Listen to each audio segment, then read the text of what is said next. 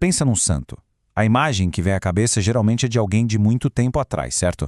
Agora, e se eu te disser que o próximo santo da Igreja Católica pode ser um adolescente gênio da computação que usava tênis Nike e amava videogame? Pois é, vamos conhecer a incrível história de Carlo Acutis, o primeiro santo digital. Essa é a pergunta de $1 milhão, né? Como é que um garoto supermoderno, que curtia tecnologia e cultura pop, se conecta com uma tradição religiosa de 2000 anos a ponto de se tornar santo? É uma história fascinante e a gente vai mergulhar nela agora. Para a gente entender de onde veio esse apelido de padroeiro da internet, a gente precisa primeiro dar um zoom em quem foi o Carlo Acutis, o jovem por trás desse título tão diferente.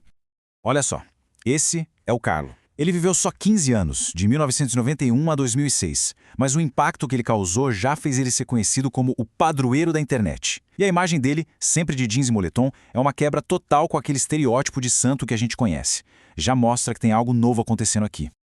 Mas o mais curioso é que essa fé toda não veio de berço, sabe? Para entender a profundidade da devoção do Carlo, a gente precisa voltar para o começo, para uma infância onde a espiritualidade dele floresceu de um jeito totalmente inesperado. Então, ele nasceu em Londres, mas foi para Milão, na Itália, logo depois. E aqui vem o detalhe mais surpreendente. Os pais dele, Andrea e Antônia, não eram religiosos. Ou seja, a fé do Carlo não foi algo ensinado em casa. Foi uma busca, uma descoberta puramente pessoal e muito, muito intensa desde pequeno. E ele tinha um lema, uma frase que guiava tudo o que ele fazia: estar sempre unido a Jesus. Este é o meu plano de vida. É impressionante, né? A clareza de propósito, a convicção de um menino tão jovem. E não era só da boca para fora. Aos 7 anos, ele fez questão de receber a primeira comunhão, bem antes da idade normal. E a partir daí, ir à missa todo santo dia virou parte central da rotina dele. Uma devoção completamente fora do comum para qualquer idade. Agora, segura essa informação, porque essa fé profunda vivia lado a lado com outra paixão gigante: a tecnologia. E é aqui que a gente chega no coração da história dele, nessa mistura única de fé e mundo digital. Isso mesmo. O Carlo tinha essas duas paixões que, para muita gente, poderiam parecer opostas. Mas para ele, não tinha conflito nenhum. Pelo contrário. Dá uma olhada nessa comparação que ilustra bem essa dualidade. De um lado, práticas de fé super tradicionais, Eucaristia, rezar o terço, se confessar toda semana, e do outro, um típico adolescente do século XXI, um verdadeiro geek de computador, que jogava Halo e Pokémon e que aprendeu sozinho a programar e a criar sites. E ele juntou essas duas paixões. Ele olhava para a internet e viu uma ferramenta poderosa para a evangelização. Ele se incomodava de ver gente fazendo fila para um show, mas não para entrar numa igreja. Então, ele começou o grande projeto dele: criar um site para catalogar todos os milagres eucarísticos do mundo. Um trabalho gigantesco que ele liderou com só 14 anos. Só que, no meio de todos esses projetos e de uma vida que parecia cheia de propósito, a história do Carlo dá uma virada trágica e repentina. E a gente entra agora no capítulo final e mais comovente da vida dele. Foi tudo muito, muito rápido. O que a família achava que era uma gripe qualquer, na verdade se revelou uma forma de leucemia extremamente agressiva e fulminante. E a reação dele quando recebeu o diagnóstico é de arrepiar. Ele não demonstrou medo ou raiva. A primeira coisa que ele disse foi essa: que oferecia todo o sofrimento que viria pela frente a Deus, pelo Papa e pela Igreja. Uma maturidade espiritual realmente extraordinária.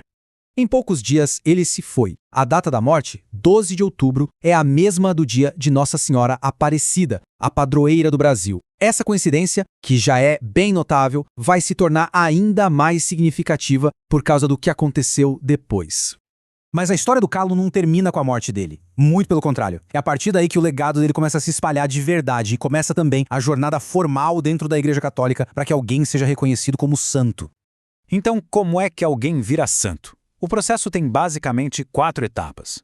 Primeiro, a pessoa se torna serva de Deus, quando a investigação começa. Depois, venerável, quando suas virtudes são reconhecidas oficialmente. Para virar beato, precisa de um milagre comprovado. E, finalmente, para ser declarado santo, um segundo milagre tem que ser confirmado. E o primeiro milagre, o que fez ele virar beato Carlo Acutis, aconteceu aqui no Brasil. A história de um menino com um problema gravíssimo no pâncreas, que não deixava comer direito. A família rezou pedindo a intercessão do Carlo e, após tocar numa relíquia dele, o menino foi curado. Uma cura que os médicos consideraram cientificamente inexplicável. Já o segundo milagre que abriu as portas para ele se tornar santo envolveu uma jovem da Costa Rica. Ela sofreu um acidente e teve uma hemorragia cerebral terrível, com pouquíssimas chances de sobreviver. A mãe dela foi até Assis, rezou no túmulo do Carlo e no mesmo dia a filha começou a apresentar uma melhora milagrosa. E essa linha do tempo resume tudo de forma bem clara. Desde a morte dele, lá em 2006, passando pelo início do processo em 2013, até o reconhecimento do segundo milagre em 2024 pelo Papa Francisco. O processo seguiu todas as etapas, culminando na futura canonização, que vai fazer dele o primeiro santo da geração Millennium. Hoje, o corpo do Carlo está em Assis, a cidade do seu santo de devoção, São Francisco. E o mais simbólico é isso. Ele está vestido com as roupas que usava no dia a dia, jeans, moletom, tênis. É um recado poderoso de que a santidade não está em se afastar do mundo, mas em encontrar o sagrado no nosso cotidiano. E isso tudo nos leva a uma reflexão final, né? Numa era tão digital, o que significa ter um santo padroeiro da internet? Talvez seja um lembrete, um convite para a gente pensar que as mesmas ferramentas que usamos para nos distrair, para passar o tempo, podem também ser usadas para construir algo, para conectar pessoas e para encontrar um propósito maior. A vida do Carlos sugere que a santidade pode, quem sabe, estar a apenas um clique de distância.